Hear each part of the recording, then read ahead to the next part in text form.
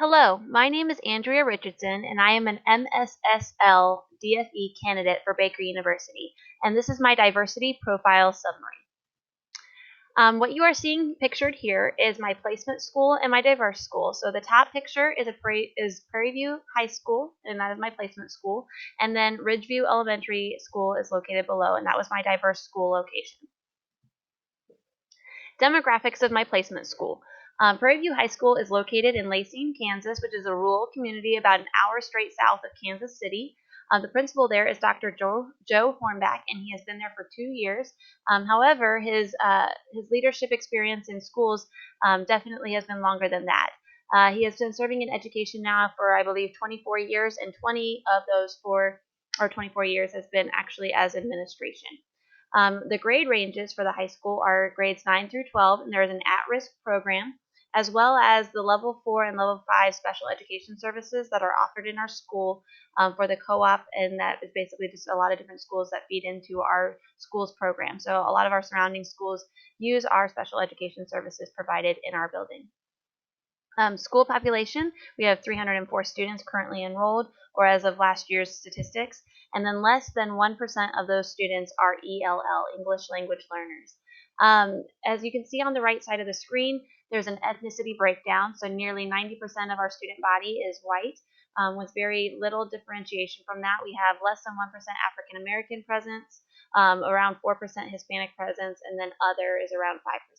So that would include a lot of our students who have mixed races and things along those lines. The graph shown below that ethnicity breakdown is the economically disadvantaged students.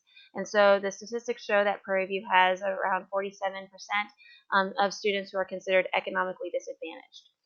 These demographics are courtesy of the KSDE Kansas Report Card website. Then the diverse school, so my Ridgeview Elementary visit, is located in Olathe, Kansas. It is a suburban school. However, the population for this school does not really dictate the size of the district very well, because the school population is only 226. But I believe, if I remember correctly, Ridgeview Elementary is one of 36 elementary schools that feeds into the Olathe School District and the Olathe High Schools. So that's, I think, worth noting.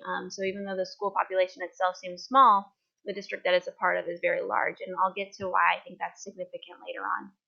But the principal, Kathy Thorup, I got to observe her for a very full day. She has been at Ridgeview Elementary for 14 years and serving as the administrator for that length of time. And then their grade ranges there are K through 5. They do have a special ed program for 3 and 4-year-olds, a pre-K program, and they also have a 4-year-old at-risk program. So like I said earlier, their school population is 226 students, and they are titled a Title I school, with 78% of their students being economically disadvantaged. The graphs you see on the right of the screen, the ethnicity breakdown, you'll notice that they have a very high Hispanic population. It's one of my reasons for choosing the school for my diverse location, with only 27.5% of their students being white. They do have a 4.37% of African American students, and then a 5% of an other population.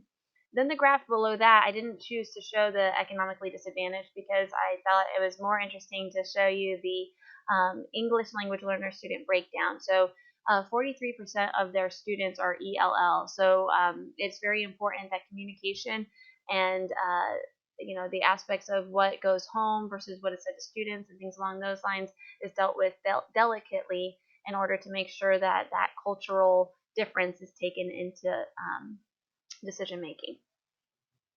So when I compare and contrast, I did notice that there were some similarities between the schools, and 3 that I want to point out is the very first one, experienced administration. So even though the schools are very diverse in their own ways, each of the administrators at each building is extremely experienced. Both have been in education for a long time. Both have been in administration in education for a long time, and have been able to learn those best practices and have figured out how to promote them well, and are extremely effective leaders. So that's huge, because both of these experiences could have been very different with less experienced administrators. And so I think that is worth noting. At-risk population and the at-risk services that were offered are very similar at both schools, although the age ranges and the grade levels for the schools are very different. and maybe how those services are provided might look different. The fact that both school populations, one being in a suburban area and then one being in a rural area, notice the need for an at-risk services to be provided and then have actually done so within their buildings, I think is an extremely important item to talk about.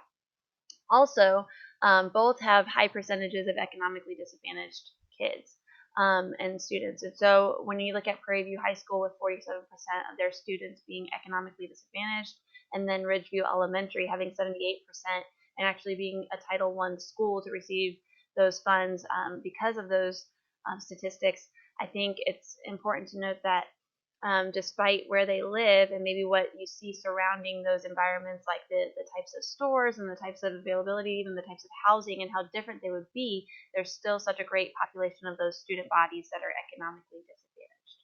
So I wanted to point that out.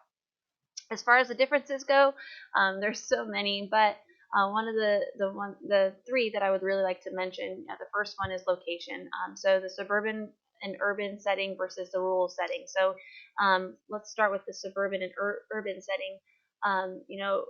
Ridgeview is located right in the middle of its student population. Everybody within the school district is within walking distance of the school, just a couple blocks away. They don't really have busing services with the exception of some special situations or special needs students that maybe filter into the school district because of the services that are provided. But ultimately, all of their students walk and are able to get to school very easily. So that location plays a big role into their culture because everybody who's around the school really feeds into what that school says about itself. And then because of that, I think this already being mentioned that most of the school is a Hispanic culture, so is the community. So it's very much a picture of what you see in the community. As far as the rural school, so Prairie View High School, I think it's important to note that because now we're talking about a much wider base of actual land mass that feeds into the school. We've got a lot of different towns and small communities that feed into this larger high school. Even though the population of the student body is greater than that of what you see for Ridgeview Elementary, that's it. That's it for the whole district. So it's interesting to see how the different locations kind of feed into their actual school. And so you've got a really wide base of students. You've got students who are at the very high point economically with their families, and then you've got students with extremely low poverty points. But they're all feeding into the exact same school district because they live all over the area that feeds into that district. Then you have your ELL population. That's a huge difference. At Prairie View High School, we have less than 1% of our students who are ELL qualified, and then you've got nearly half at Ridgeview Elementary, and so that's a huge piece of the puzzle there because now communication, one of the greatest aspects of leadership, has a major obstacle if you're a leader who doesn't have that ability with dual language. So now you've got to find experts and people in the right place and put them in the right positions to really help that student body and help that parent base and all the different stakeholders in your building. The ethnicity breakdown, I think, is huge as well because not only does that speak to the language side, but that also speaks to the culture of your school. And so suddenly things that might be significant in a predominantly white school or a predominantly Caucasian school, you're going to see change when you're talking about a completely different culture that might feed into that school, like as in at Ridgeview Elementary. So one of the things that I got to kind of see being formed was when I spent some time there, they were preparing for a family night fiesta. And so in order to kind of really hit that demographic, that Hispanic culture, they're trying to find things that are important to them. And so some of the things they realize is that family is super important. And another thing they realize that's really important is food and gathering together and celebration. And so they tried to combine those things within the school to let them know that the school is there for them and that the school wants to genuinely help their students. And so that's one of the ways that they're feeding into that culture. And I think it's important that whatever your culture is, that you know it and that you're aware of it and that your school is working to promote promote that culture positively. And I think that's exactly what Ridgeview and Prairie View do very, very well, but in their own way. So 3 leadership policies or best practices that I think could apply across the board for both of these schools, even though they're so different, is number 1, care and loyalty. Being in a rural community, what you notice is though, even though the district, um, the area that actually feeds into the school district is extremely large and spread, because all of these areas are very low populated areas. What you see is that there's a lot of familial backgrounds here. So everybody's kind of related, knows everybody. There's a lot of, everybody is aware of, what businesses are there available and who's, there's a lot of connections. And so having that care and that loyalty piece as an administrator is so important. When you look at the Ridgeview Elementary piece there, you're seeing that the family is super important to that Hispanic culture and things along those lines, and that care and that loyalty piece is super important there too. So I think across the board, one of those things that has to be present for leaders to be effective in education is care and loyalty, not only with your students, although I think that that's where our focus needs to be predominantly, but also with your staff. And typically the staff takes on the culture of that school that's been promoted by the leader and the students. And so you see that those who don't fit in with that culture leave, and then those who really do fit in with that culture stay. And so that care and that loyalty piece is huge. Number two, open communication. Being in a rural district such as Prairie View, there's a lot of ways to be involved, and because it's a small school, but they want to offer every opportunity to their students. A lot of students are involved in a variety of activities, and oftentimes at the same time as those activities are taking place. So it's important to have open communication, knowing what's going on. The school is often used for extracurricular activities or other events that are even community-based events, because there's just not a whole lot going on in the community that can facilitate large populations. And so that open communication there is huge, and finding out how parents communicate best, how students communicate best going home, and things along those lines, and meeting those needs.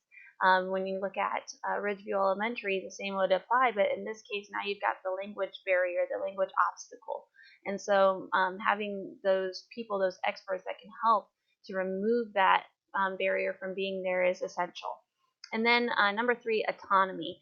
I think what I noticed in both schools is that there's a huge push for autonomy, both for the teaching staff and then also for the students. And so I think that that's something that really good leaders do, is that they have that autonomy. They give over ownership, and they give over those responsibilities to their staff so that they can take ownership of them and really lead them and lead them well. And then also, make them better, that they're willing to take risks and try new things, but then also they pass along that ambition and that drive, that motivation to their students. And we want students to be, responsible for their own grades and taking accountability for their own learning, and that's kind of started with the principal and giving over that autonomy. And so I see that that's something that has to take place in a building in order to truly have buy-in and to move towards success. And I think that that would apply anywhere. I was able to revisit my mission and beliefs paper, and I wanted to share this quote from Gandhi. Your beliefs become your thoughts become your words become your actions become your habits become your values become your destiny. What individuals believe defines and determines everything about them. And educational leaders, it's important to have clear understanding of educational beliefs and mission, so that they are clear to those that they are leading. So if a leader doesn't have that clear in their mind and isn't ready to move forward with it, then those who they're leading aren't going to be either. By establishing fundamental beliefs in a mission statement about educational leaders set the tone for what their leadership is capable of accomplishing. My mission as an educational leader is to empower those that I lead by establishing credibility, providing clear communication, challenging unproven methods, and providing a fail-safe environment. And I don't believe that that has changed at all. I think after these experiences, if anything, it's only reinforced that that is a solid mission. As far as my beliefs, I believe as the building leader, building capacity in my team is a top priority, and I think that fits right in line with what I said as a best practice of autonomy. I believe as a building leader, my staff and my students should be able to expect that I will do what I say I'm going to do. I need to be a competent leader, and I should, be demonstrating and exemplifying that for my staff. I believe as a building leader, it is my responsibility to clearly communicate the focus of the building. If I am not focused, how can I expect my staff and my students to be focused?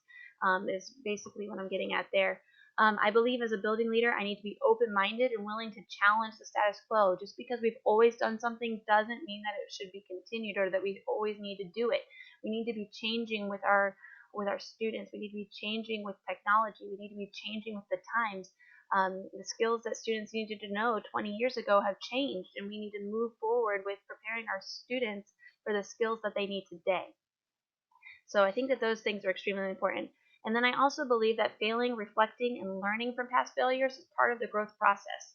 I don't think that failure in and of itself is the problem. It's the not trying again, not working hard to change what caused the failure. And so I think failure is a part of growth if it's taken in that light.